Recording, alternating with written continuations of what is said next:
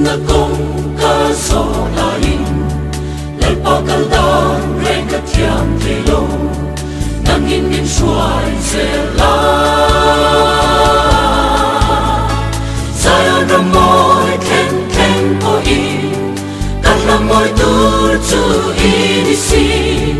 Lalpagangay ente ani O kangay emate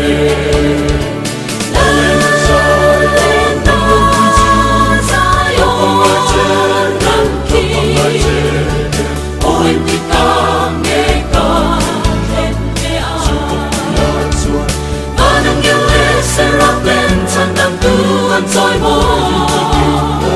anh xin mặc đẹp cả mặc đẹp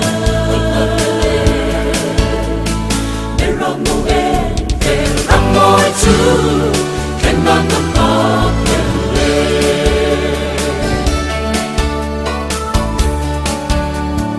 ta tâm lại đi áp đau na tan tu bel du om kapu anga ban ko pui mo ya chua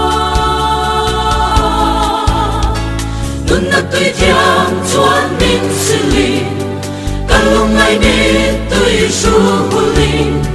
a ang su ran muan